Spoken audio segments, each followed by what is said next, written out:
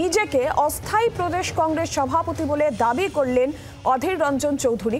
মল্লিকার্জুন খাড়গে সোনিয়া রাহুলকেও জানিয়েছেন, এই মন্তব্য করেছেন অধীর রঞ্জন চৌধুরী। লোকসভা নির্বাচনের পর প্রদেশ কংগ্রেসে খোল নলছে বদলের ইঙ্গিত খোদ অধীর চৌধুরীরই। যদিও প্রদেশ কংগ্রেস সভাপতির নাম চূড়ান্ত করবেন মল্লিকার্জুন খাড়গে, দলীয় বৈঠকে জানিয়েছেন অধীর রঞ্জন চৌধুরী, যে খবর কংগ্রেস সূত্রে পাওয়া যাচ্ছে। অধীর চৌধুরী কি বলেছেন শোনাবো।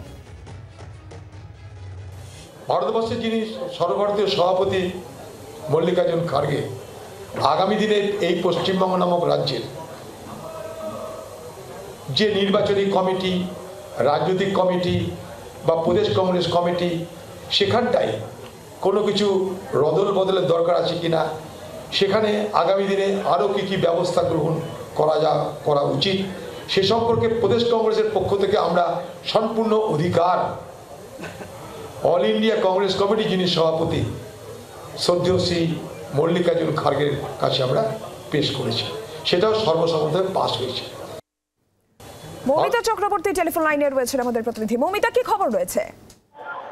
দেখো, রেজলিউশন দুটি করে পাঠানো হয়েছে, যেখানে সবথেকে গুরুত্বপূর্ণ যে মল্লিকার্জুন খাড়গেকে যে রেজলিউশন পাঠানো হয়েছে তাতে তারা বলেছেন যে কংগ্রেসের খোল নলছে যদি বদলানো দরকার হয়, অর্থাৎ কমিটির যদি পরিবর্তন করা দরকার হয়, তিনি যদি প্রয়োজন মনে করেন, সেক্ষেত্রে সমস্ত রদবদলের জন্য এআইসিসির সর্বোচ্চ সিদ্ধান্ত নিন, মল্লিকার্জুন খাড়গে সর্বোচ্চ সিদ্ধান্ত নিন।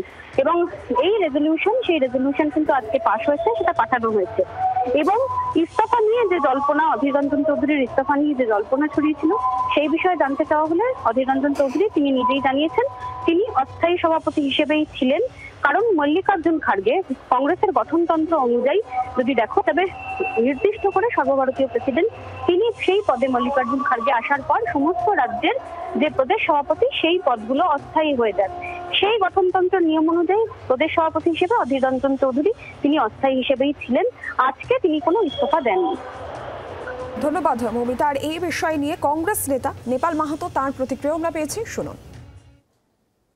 অধীরবাবু সরে যাক, এটা কেউ চাই না, কারণ তার যে একটা ইমেজ আছে, লড়াকু মেজাজ আছে, একবার ভোটে হেরে যেতেই পারে, ভোটে হার জিত লোকের আছেই, সুতরাং হেরেছে মানেই সত্যি হবে, এটা ঠিক নয়।